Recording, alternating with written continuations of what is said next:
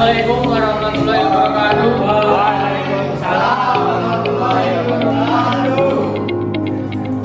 Saya di sini bersama rekan saya, Saudara Putri, akan mempresentasikan hasil dari kelompok kami terkait perencanaan dan penganggaran aset atau barang serta investasi strategi untuk keberhasilan bisnis.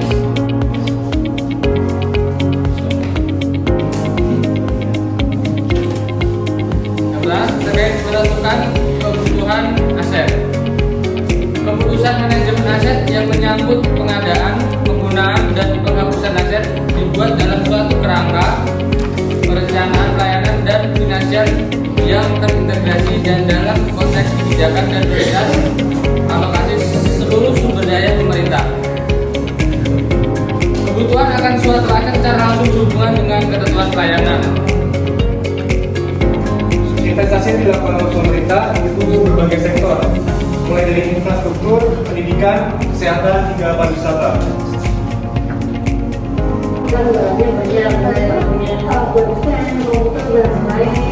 Jadi kan kalau rental, dapat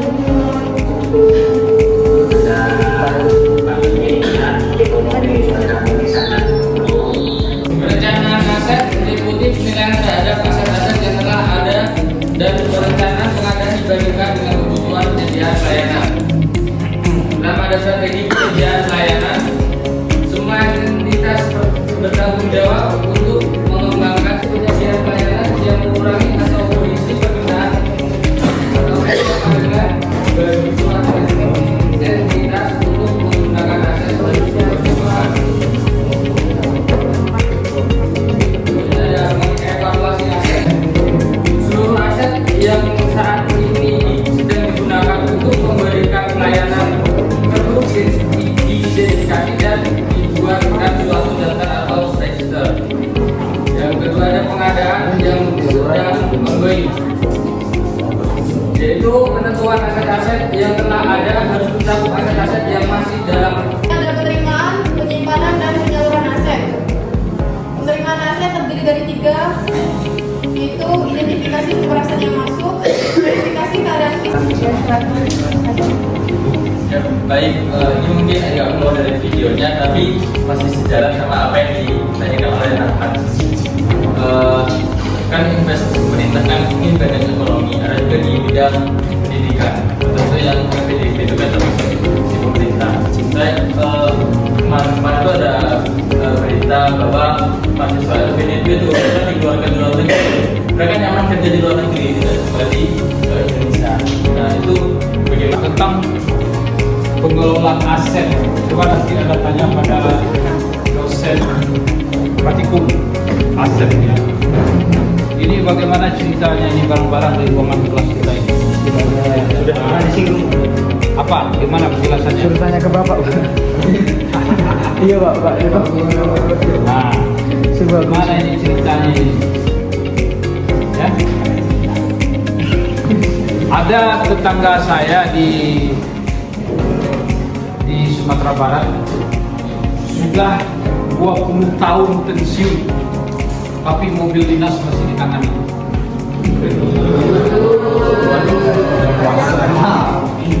Mana itu?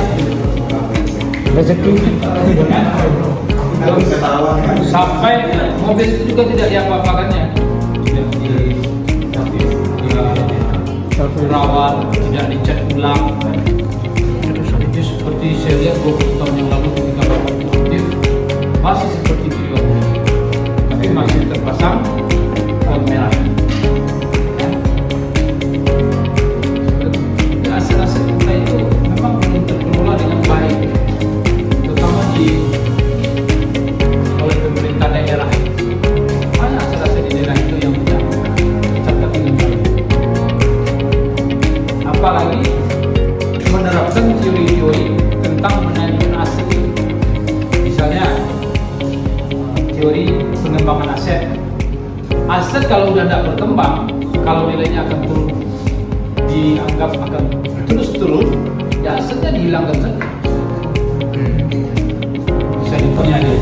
Sementara nilainya turun, apa sih salahnya kita dapat jabatan yang lama masih orang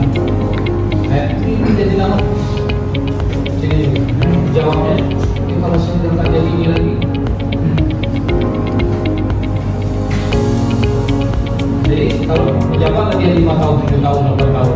Dan jualan di rumah. Dengan perbankan itu sendiri. Nah, inilah yang tadi kami ingin sampaikan melalui video ini, bahwa pusat investasi pemerintah ini akan membantu masyarakat yang memiliki usaha yang sangat rendah sehingga dapat meneruskan usaha-usahanya untuk kesejahteraannya tersebut. Baik, untuk pertanyaan Ini pemerintah daerah berupaya untuk memaksimalkan infrastruktur, akses kesehatan, pendidikan yang lebih, serta peluang kerja yang terbuka. Hal ini dapat meningkatkan kualitas hidup masyarakat dan pada akhirnya memberikan kontribusi positif bagi pertumbuhan ekonomi daerah.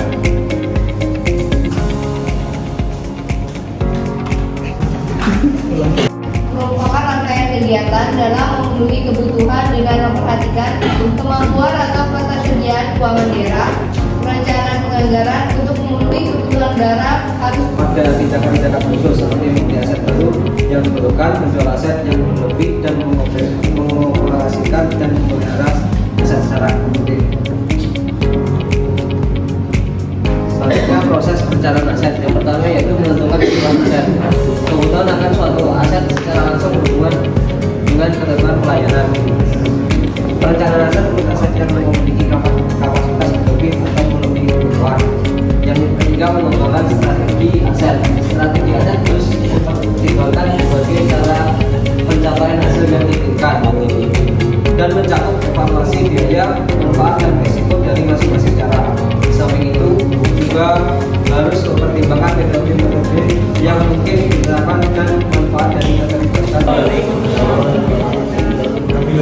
Baik, untuk selanjutnya yaitu kekurangan dari investasi pemerintah daerah.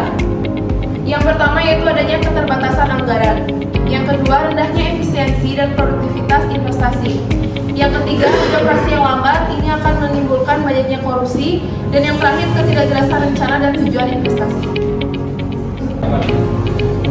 Landai dan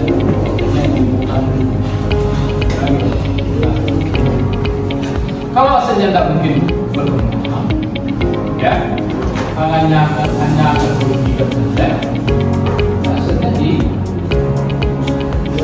dimusnahkan.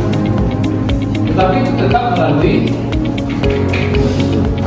prosedurnya, ya ada langkah-langkah penghilangan menghapuskan aset itu kan ada langkah-langkah yang harus dipenuhi. Dan dijelaskan pada pasal 1 pada ayat 3 tersebut tentang mengatur tentang perbendaharaan negara dan mengamanatkan kepada pemerintah untuk menyusun PP atau peraturan pemerintah tentang event perangkat daerah atau RKASKPD dengan memperhatikan standarisasi sarana dan prasarana kerja pemerintah daerah dan standarisasi harga yang telah ditetapkan oleh kepala daerah. Masih berkaitan dengan materi ini, kemudian masuk kepada materi investasi. Investasi adalah kebijakan manajemen dalam menggunakan dana perusahaan daerah.